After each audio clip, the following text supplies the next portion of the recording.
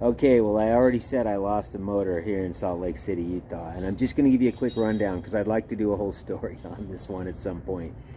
But I got some problem with the mounting in the front of my motor. I comes over to this shop and we go through all these conniptions to get it fixed. The bolts came loose that hold the plate on in the front that hooks the motor to the rubber motor mount and messed up the front of the motor.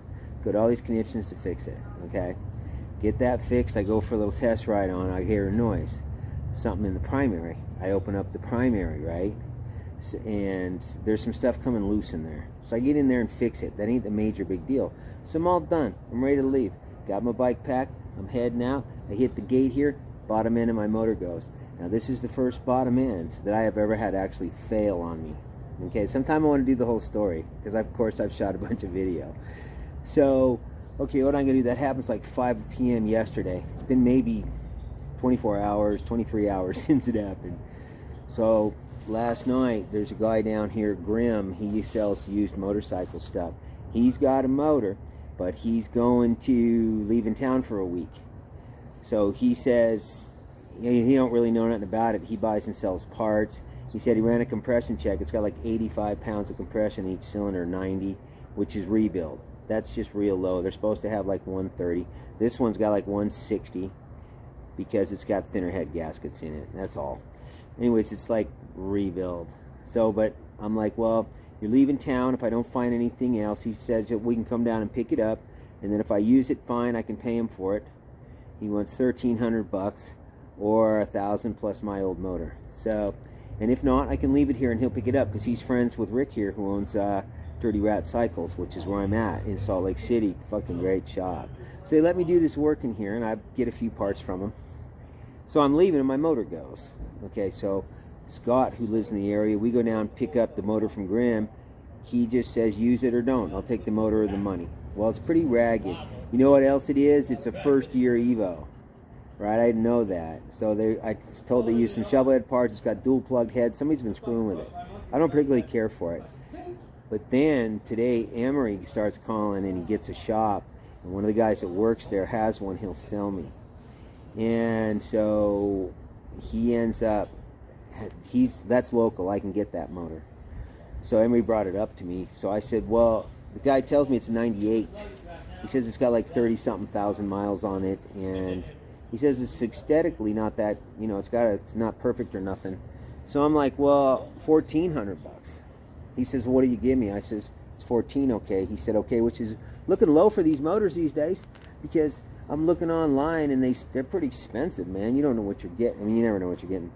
So anyways, it's a good price for it. So Emery brings it up here and I was not expecting it to be what it is. So let's take a look at these motors right now, okay? Tomorrow I'll start the process of putting it in. So another thing is it's convenient, very convenient that I just finished selling books and Sturgis. So I've got money to buy a motor with, right? It's the book money I'm spending on it. So, and I'm fortunate to, another part I need that's impossible to get just turned up.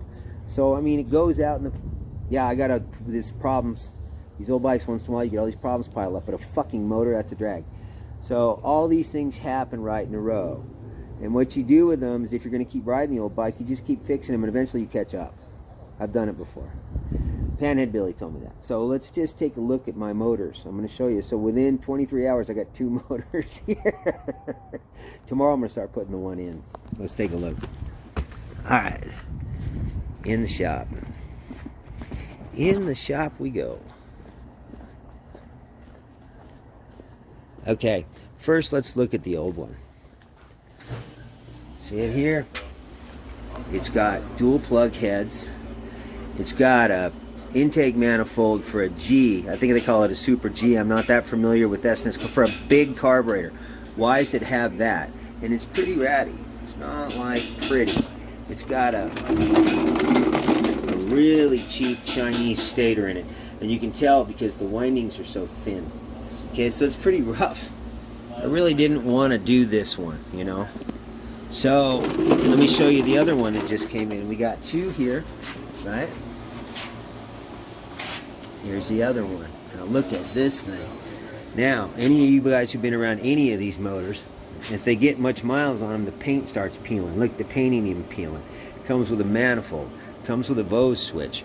It's got an ignition in it. Give me a coil with it. It's fucking beautiful. I wasn't expecting that. Look at this. It gives me a horn with it. It gives me the rotor with it.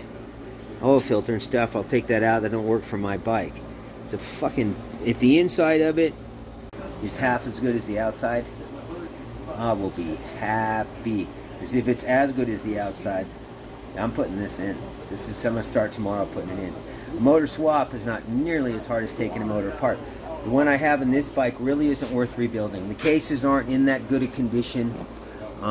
It's just not really worth rebuilding. To take it all apart and put all that fucking money into it. Fuck. So, I'm a happy boy. We'll see what happens. As you can see, I'm living in the parking lot of a bike shop. Not the first time. The motor that's in that bike, I got that years ago because the motor that I had at the time had a problem in Texas. This has been a long time ago.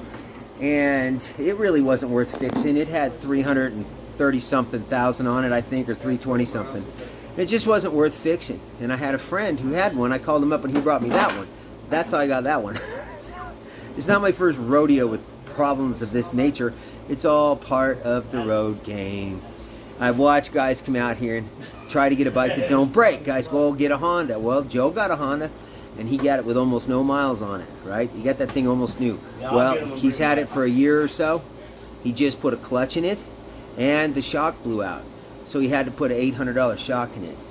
When you're out here using them like we do, and you've got them loaded up, and you're riding through all these weather conditions, and you're not putting them in a garage at night, you're gonna have them break. So Aaron, he got one, and he was like, he had that, he's on the road too, right, these days. And so he had that 95, or no, it's a 2005 twin cam, and it gave him the problems. He got real upset about it. He sold that thing, and he bought himself an 07. He wanted to still have a clutch cable. Well, he's got fuel injection now and everything, and he's not liking that bike so much. So he's looking at buying something else, and he keeps thinking, well, I'll get something newer that won't break down, and I'll tell you what. I told him, I said, that don't work like that. You got to accept, like the rest of us, this is part of this game. One way or another, if you're out here all the time, you have to fix your shit. He works on bikes. He said, you know, you're right. I'm thinking, yeah, you might want to go backwards in time on those twin cams. I said, how'd you like your carburetor? Well, his carburetor actually got better mileage than the fuel injector on this particular bike. Fuel injectors usually get better mileage, but sometimes they don't. He's getting bad mileage with it, so he ain't happy. So anyways, let's just take another look at this. I'm just bringing you guys up to date. There it is, and I can put it in. I've done it before.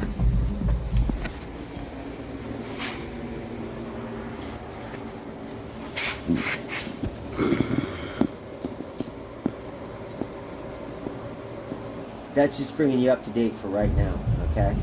And that's where we sit. And I'd like to do the whole story, really, because it's been a fun one.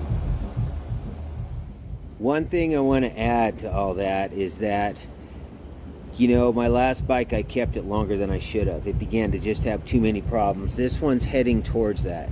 It's only up at just under 200,000 miles now, but, you know, guys keep them for a lot longer sometimes. But, so I might want to replace it, but I don't want to do it like I replaced the last one.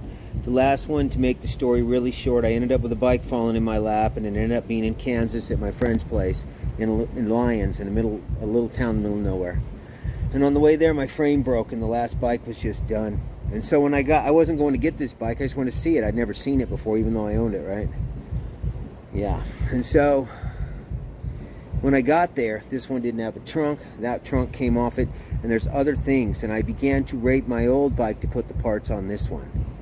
And that's what I had to do. I mean, I was, you know, right? Like, I'm in Lyons, Kansas. My old bike is now it's done. Frame's broken. The thing's a mess. This is actually the motor out of it. I ended up putting that motor in this bike. But, so, I don't want to be under that pressure again. Next time I get a bike, what I want to get is the lowest mileage. I want a brand new fucking Evo is what I want, but you can't get them. Like, there's a guy in Michigan right now who's got one with 2,700 miles on it. And, but it's fuel injected. So I might have to take that off. Nobody liked the early fuel injectors. Everybody took them off. So, what I want to do is in the spring maybe get a bike, because you got to take the time to travel to where it is. You might have to go 3 states away and then get it back. I'd like to take it to Jody's shop up in Asheville and then leave it there and then do whatever I want. Put a rack on the trunk, or put in some more powerful headlights, or change the handlebars, all the things you want to do to your bike, right? Instead of having to do it on the road and in a rush, and ride this bike in the meantime and just get that one ready for when I go to it. So sometime in the spring, if I have enough money and I can pull it off, I'm going to try to do that. We'll see what happens. But for right now, I'm just riding this old thing. I'll get it all squared away. It'll run again, man. It'll go. It always does. I always do. I'm going to leave you guys a couple links in the description below. One to my book, which is getting really good reviews. You go over there and hit the link and go take a look at some of the reviews. I'm kind of surprised at them, really. I'm really happy that people have liked it that much. So hopefully it'll sell itself, because I'm a terrible salesman. And I'm going to leave you guys links, of course, to my donate stuff for anybody who wants to use it. And cool if you do. And if you don't, man, don't sweat it. I'm good. I've got I had Mexican food for lunch, and I got a new motor. I'm pretty fucking happy. The gas is kind of killing us all these days, though. Anyways, I'm going to leave, right? We all know that. So, anyways, I'm going to leave you guys that stuff, and I will see you all on the next video I make, okay?